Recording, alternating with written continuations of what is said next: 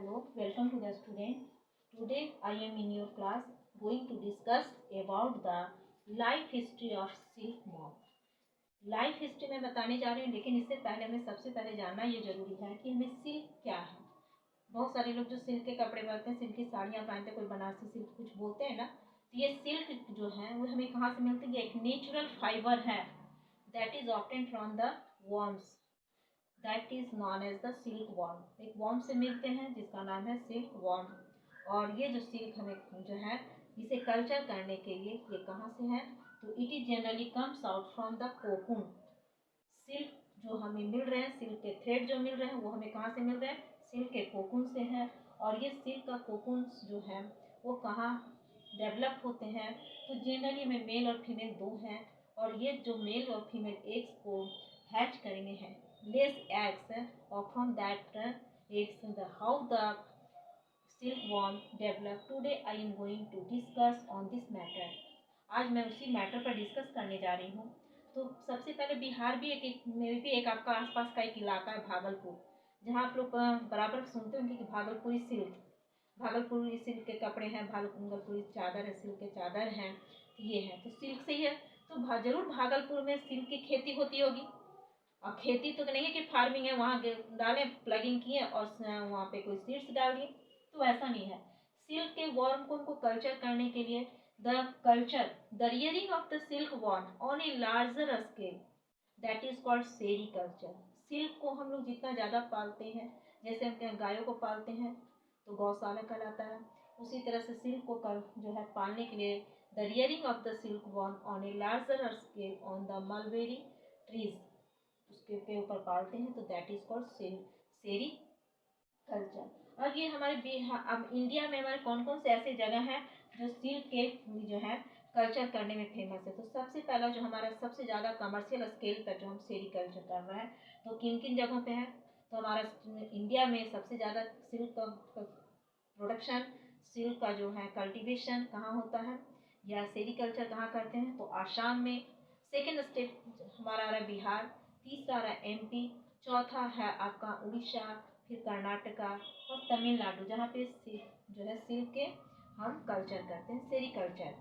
इसके अलावा जो है अब हमारे ले रहे हैं एक सिल्क के लिए जो है सिल्क। अब एक सिल्क ये भी बता देती हूँ कि जो सिल्क है उसमें जो है वो क्या चीज़ों का बना होता है। जैसे ऊल को हम लोग पहचानते हैं ना कि ऊल कैसे है, तो ऊल को जला करके देखते हैं तो उसमें कैसा गंध आता है? बाल से जलने की गंध आती है, सल्फर है। तो यहाँ पे जो सिल्क को जो जलाते हैं, सिल्क जो है ये केराटिन का बना होता है, लेकिन इसमें सल्फर नहीं, सल्फर की स्मेल इसमें नहीं आते हैं। तो अब आ रही हूँ डिस्कस कर रही हूँ कि ये सिल्क का कल्चर कैसा होता है। ये मेल वर्म्स है और ये जो है फीमेल, ये दोनों के ये से हमारे जो ये फीमेल सिल्क वर्म है वो एग्स को हैच करते हैं। वो कहाँ अपने एग्स देते हैं? मलबेरी ट्री के लीव्स पे। और यहाँ से हम जो ये मलबेरी ट्री से जो लीव्स जो है सिल्क वर्म के एग्स को जो हम कल्टीवेट करते हैं, इस सारे को ज़्यादा से ज़्यादा एग्स को कलेक्ट करते हैं और वो क्या करें? इनक्यूबेटर में डालेंगे। इनक्यूबेटर में डालने के बाद कुछ दिनों के बाद वहाँ से क्या होगा? उससे उस एग से हैचेस जो है एग से बाहर निकलेंगे, क्या आपका? लार्वी। तो ये आपका जो है एग्स है फीमेल जो मलबेरी लीव्स पे जो एग्स दिए हैं, इसको हम कलेक्ट किए, इनक्यूबेटर में डाले हैं। इनक्यूबेटर से इस एग से क्या निकल रहा है? लार्वी। धीरे धीरे लार्वी जो है जब है लीव्स को मलबेरी लीव्स पे तेजी से लार्वी ग्रो करेंगे, बहुत तेजी से वो मलबेरी ट्री के लीव्स को खाएंगे और फास्टली विगोरसली ग्रो। और ग्रो करने के समय इसके तीन चार पर चेंजेज आते हैं, इसके 4 स्टेप चेंजेज आते हैं, फर्स्ट सेकंड थर्ड फोर्थ। और उसके बाद ये किस में चेंज हो जाते हैं? ये कैटरपिलर में। लार्वी बोल रहे हैं, ये लार्वा जो है exchange into the larva, larvae जो है ये कैटरपिलर जिसको कह रहे हैं इसमें चेंज हो गया। अब ये कैटरपिलर में जब चेंज होता है जाते हैं लार्वे, तो उसमें ये तेजी से फीडिंग कर रहे हैं, चेंज हो गए। अब इसमें क्या होता है कि नेक्स्ट स्टेप में इसमें स्टार्ट हो जाते हैं कि एक दिन जो है ये खाना जो तेजी से खा रहे हैं, after complete growing change into the caterpillar, then start the period of जो है कोकून। कोकून में बनने में कन्वर्ट करने के समय अचानक फिर ये खाना बंद कर देते हैं, they start stop the feeding.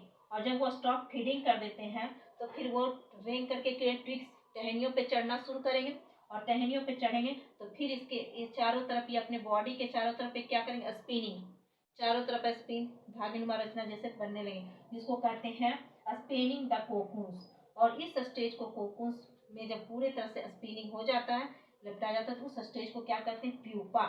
चारों तरफ से स्पिनिंग हो गया, इस स्टेज को कहते हैं प्यूपा। अब ये प्यूपा जो है, इस यहीं पे मेरा स्टेप आता है कि फाइबर को गेट करने का। इसी प्यूपा वाले कोकून वाले स्टेज में इसको क्या करेंगे, treated with the steam, he steam से इसको ट्रीट करेंगे। इस पे भाप के द्वारा ऐसा करेंगे कि इसके अंदर का जो है कैटरपिलर लार्वी जो है वो मर जाते हैं, और मरने के बाद इसके ऊपर का जो फाइबर है, रेशा है, उसको हम अलग कर लेते हैं। और अलग करने के समय में जो है collected from the, ये threads are collected from the this cocoon by the process of reeling के द्वारा अलग करेंगे। और वो प्रोसेस को हम क्या कहते हैं, उस प्रोसेस को क्या कहेंगे, रीलिंग के द्वारा अलग कर लिए।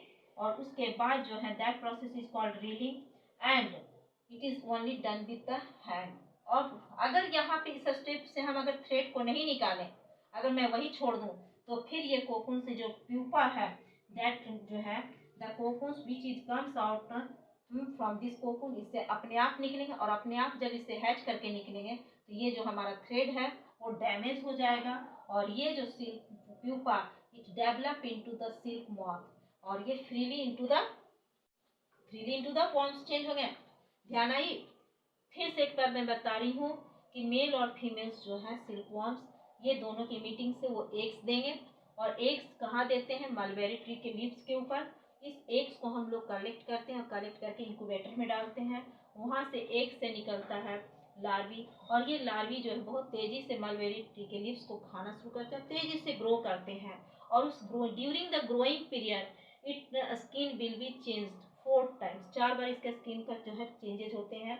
और lastly it will be change into the silk worm, and the next step will be the start to spinning around the, one day it will be stop eating, और वो खाना बंद कर देते हैं, and start to climbing on the trees, टहनियों पे चढ़ना शुरू करते हैं, एंड स्पिनिंग अराउंड इट, अपने बॉडी के चारों तरफ स्पिनिंग शुरू करते हैं।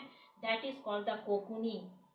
जब चारों तरफ एक थ्रेड लाइक जो बन रहा है, उसके मुंह से एक लार्वा निकलता है, वो चारों तरफ एक धीरे धीरे स्टिकी हार्ड लेयर बना देता है, तो उसको कहते हैं कोकूनिंग। और यही कोकूनिंग से हमको जो है इस स्टेप को क्या कहते हैं, प्यूपा।